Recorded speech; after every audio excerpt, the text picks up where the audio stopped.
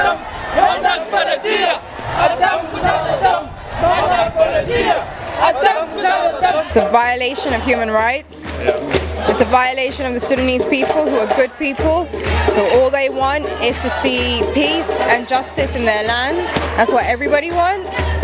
And they're being massacred because of the level of corruption that still exists. Hello, how you doing? What's your name? Rwanda. Okay, so why are you here today? So I'm here to protest because of the injustices that happen in Sudan, the revolution. My people are getting killed, raped, and there's no justice, there's not enough media coverage, nothing's changing, and we all feel so helpless. So we become the media, so we're trying to make a difference. That's what we're trying to do. So do you think that social media has played a part? Definitely, like we've got so many celebrities to like change their DP to make it blue to show that they're part of the revolution. We've also got a lot of huge political figures. We've got them to repost our hashtag Sudan Revolution, and it's definitely played a big part. It's definitely to kind of compensate for the fact that the media aren't doing enough. So we've literally become the media.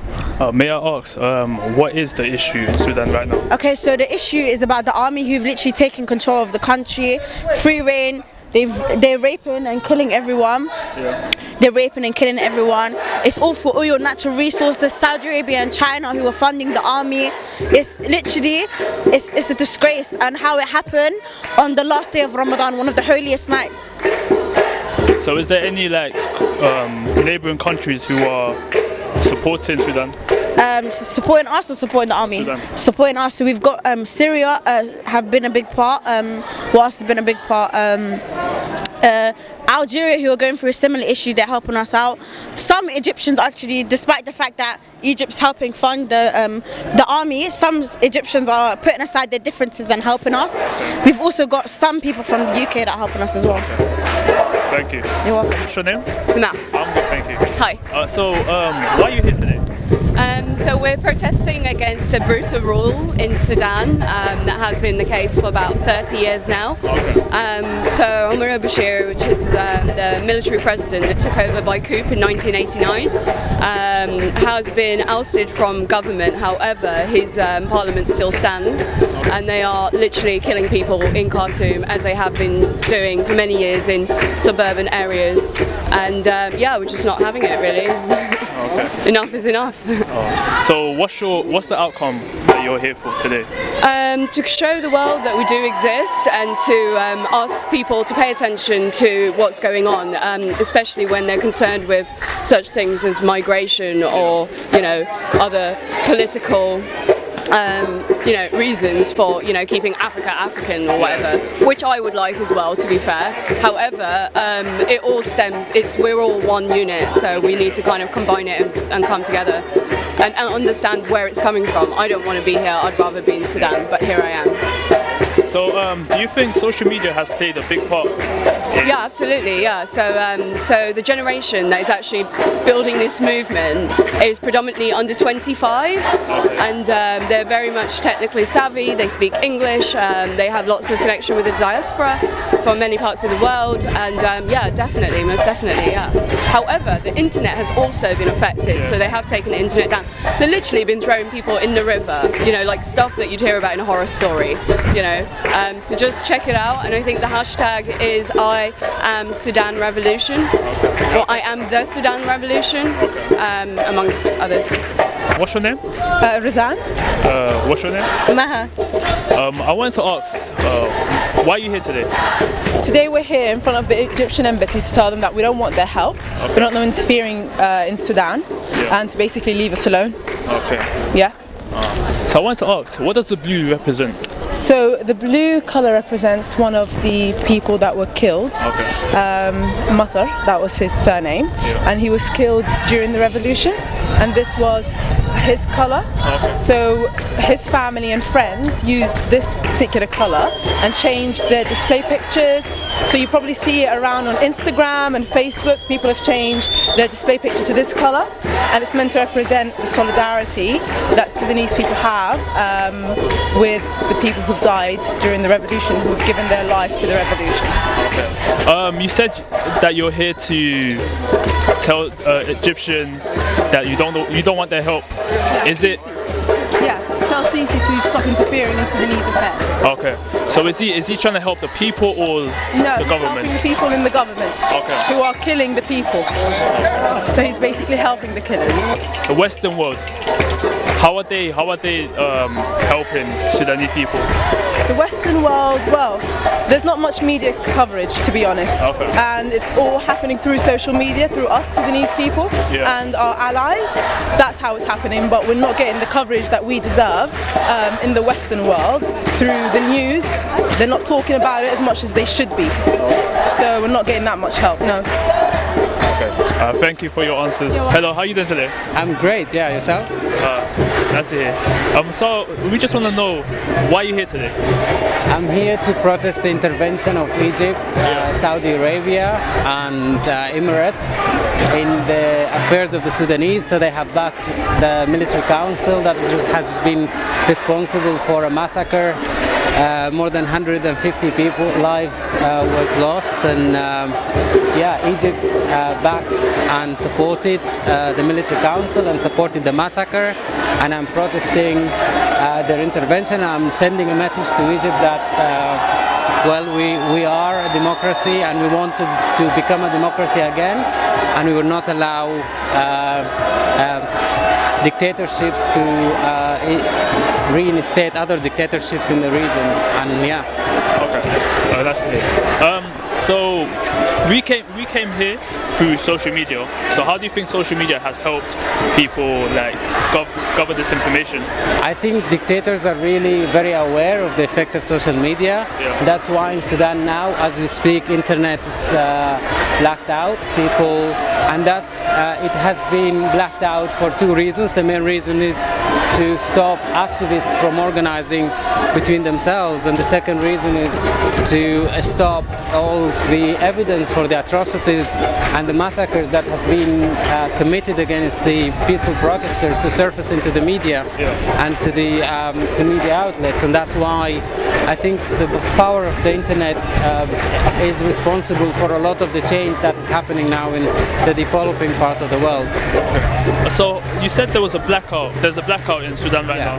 How long has the blackout been there? So it's a process, because there are different ways of getting internet.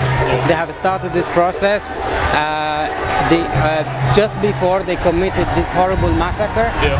So they were very well prepared for it, and then it continues until today. They have admitted on the press took responsibility for cutting off the internet. They have withdrawn licenses for all news agencies in Sudan, and that's it just tells you that there is a lot that they want to hide, and it speaks a volume for all the crimes that, because of the blackout of the internet, that until now we're unable to see and unable to document and hold those who are responsible for it accountable. So what do you think about countries like China getting involved for oil? I think particularly in Sudan there has been a few incidents where Chinese companies, especially in the oil fields, have been coordinating with security services, threatening their employees with actions, and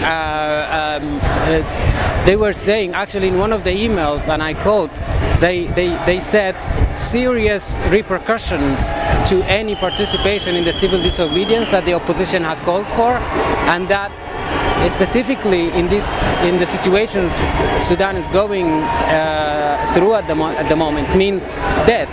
Okay. So I think Chinese companies at the moment are threatening employees, their employees, by death in order to continue working producing oil, and they are 100%, I'm sure, against any democratic change in the country, and that's because all the corners as they cut in terms of oil revenues and etc. They don't want it exploited, or they don't want it resurfaced to the press. So yeah.